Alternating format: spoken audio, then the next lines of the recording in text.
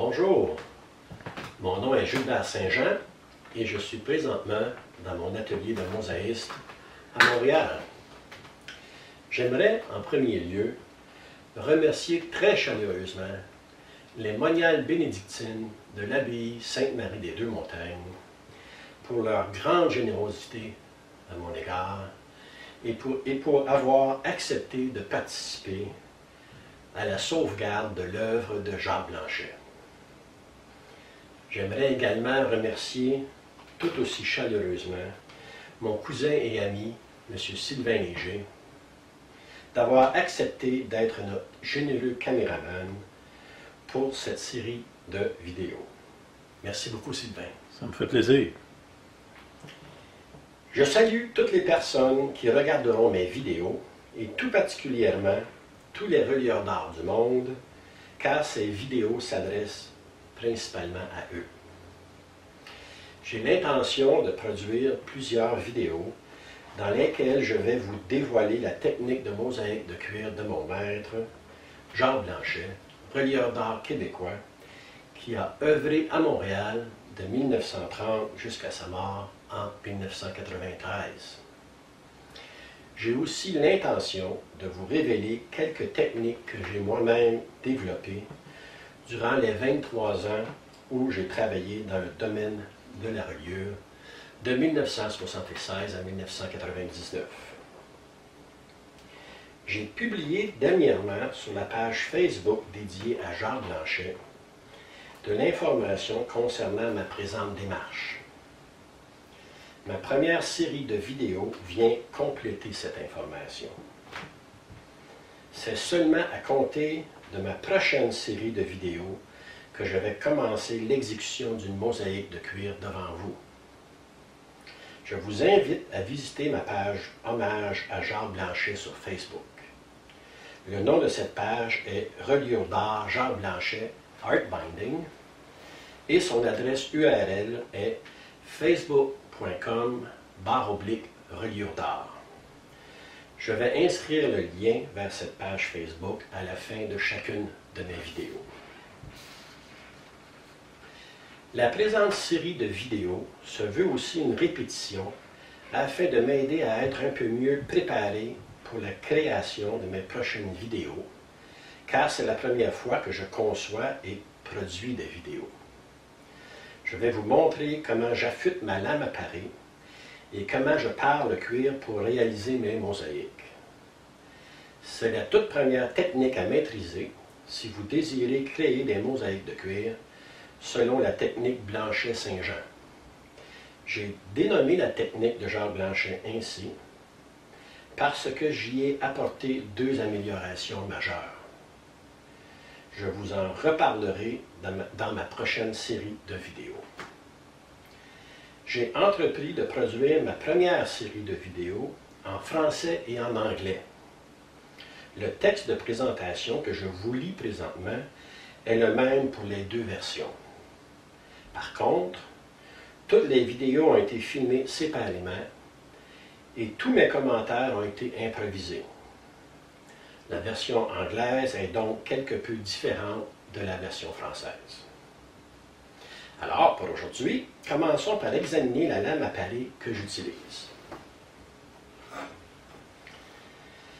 C'est une simple bande d'acier trempé de 1/16e de pouce d'épaisseur, 2 mm, de 2 pouces de largeur, 5 cm, et de 7 pouces de longueur, 18 cm. C'est dans les années 90 que j'ai demandé à un ami machiniste de me fabriquer 5 lames comme celle-ci. Elle est très facile à affûter et elle permet d'exécuter pratiquement tous les genres de travaux de parage du cuir dans le domaine de la reliure.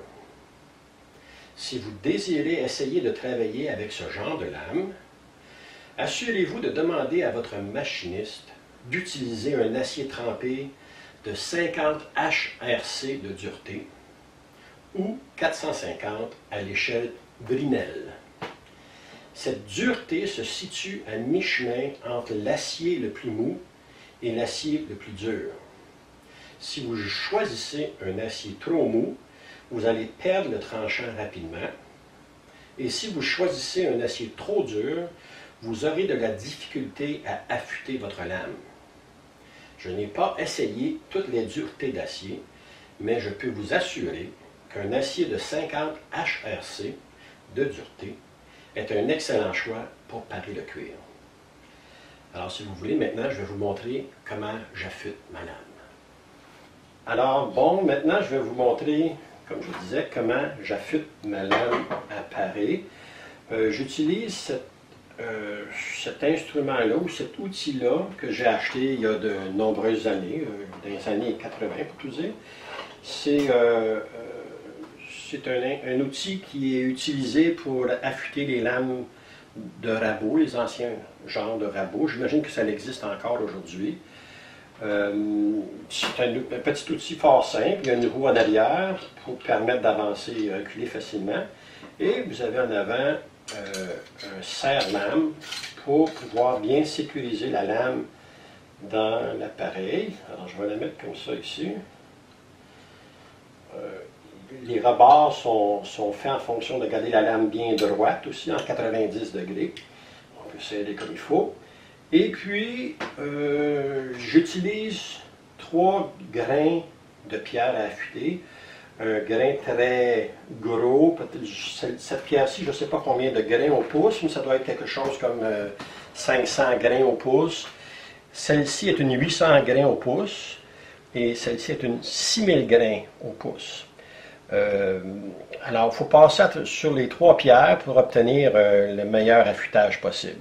Alors, c'est simple, il s'agit simplement de pousser sur la lame pour obtenir avec patience et avec le temps un bon affûtage. Évidemment, il faut, là j'allais oublier, c'est sûr qu'il faut toujours mettre de l'eau. Moi, je garde mes pierres dans l'eau, mais il faut toujours en rajouter. Alors, je mets toujours de l'eau sur mes pierres, parce que c'est des pierres à l'eau, c'est fait pour fonctionner. Ça l'affûte mieux quand la pierre est toujours bien imbibée d'eau. Alors, vous allez affûter votre lame sur le 500 grains pour obtenir l'angle de l'affûtage jusqu'au bord du tranchant. Et puis, là, je ne le ferai pas évidemment au complet, je n'affûterai pas pendant 2 heures devant vous, là. Mais donc, vous allez chercher votre tranchant et par la suite, bon, vous pouvez continuer l'affûtage sur votre 800 grains afin de rendre l'affûtage un peu plus, comment je dirais, un peu plus, j'allais dire lisse, pas lisse, mais plus fin, un affûtage plus fin, voilà. Et puis, j'avais oublié, là, lorsque vous affûtez sur le côté du tranchant, il faut à l'occasion aussi passer la lame sur le côté plat, sur la pierre affûtée, afin d'enlever le mort-fil qui se crée en affûtant la lame. Donc, vous pouvez y aller à l'occasion, quelques coups comme ça. Ensuite, vous revenez du côté du tranchant, continuez à votre affûtage. Et vous faites de même pour toutes les pierres, pour s'assurer d'aller chercher le meilleur tranchant possible. Évidemment, il y a dans certains domaines, il est important d'enlever complètement le mort-fil pour avoir le meilleur tranchant possible et pour avoir aussi un tranchant qui dure le plus longtemps possible. Maintenant, moi, j'ai été habitué à travailler avec le mort-fil de la lame pendant plus de 20 ans. Donc, j'ai essayé d'affûter ma lame à parer. J'ai affûté ma lame à parer jusqu'à ce que le mort-fil soit complètement disparu. J'ai même examiné ma lame avec sous le microscope d'approchement. Et puis j'ai pu voir que le mort-fil était effectivement complètement disparu. Et j'ai paré du cuir avec ma lame ainsi parfaitement bien affûtée. Et j'ai trouvé que le tranchant n'a pas duré aussi longtemps que je pensais qu'il était pour durer. Alors je suis revenu à mon ancienne méthode de parer le cuir avec le Morphle. Et puis définitivement, c'est ma préférence. Alors donc, vous le faites avec les 3 pierres, vous affûtez votre lame avec les 3 pierres pour obtenir quand même un beau fini. La 6000 grains, c'est vraiment pour obtenir un lustre dans votre affûtage. Mais aussi, je me sers du 6000 grains pour créer le Morphle que j'ai besoin pour parer mon cuir. Je vais d'ailleurs prendre la lame que je vais utiliser. Ça, c'est une lame que je dois retravailler. Alors, je me suis dit, je vais l'utiliser pour la démonstration. Maintenant, moi, je vais vous montrer, je vais créer un Morphle sur la lame que je vais me servir aujourd'hui pour vous montrer comment je pare le cuir. Alors, voici. Évidemment, c'est pas simple là, de créer une Morphle. Il se fait par lui-même, mais occasionnellement, il faut le refaire. Alors, je place ma lame de façon à ce que ma lame soit dans l'angle du tranchant et je la soulève un petit peu plus afin de créer un nouveau Morphle sur ma pierre de 6000 grains. Alors comme ça, le Morphle va être relativement fin, beaucoup plus fin que si j'utilisais ma 800 grains, disons. Alors normalement, 7 ou 8 passes sur la pierre sur le 6000 grains devrait être suffisant pour créer un Morphle. Regardez. Oh, je n'ai pas pesé assez fort. je vais me reprendre encore un peu. J'espère être bien certain que j'ai un bon tranchant tantôt quand je vais vous montrer comment je pare mon cuir. Bon. Voilà.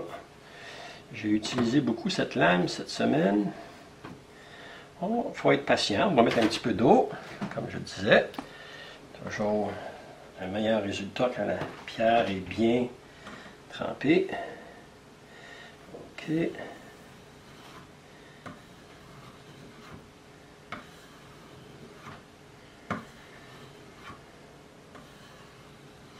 Alors, moi, je dois faire ça régulièrement pour garder le tranchant que j'aime pour parer mon cuir. OK, on va essayer. Je vais essayer ma lame comme ça. Je sens un peu le Morphle. Et puis, au besoin, ben, je le passerai à nouveau sur la lame pendant que je vais parer le cuir. Alors, je vous en dirai plus tantôt là, en parant mon morceau de cuir.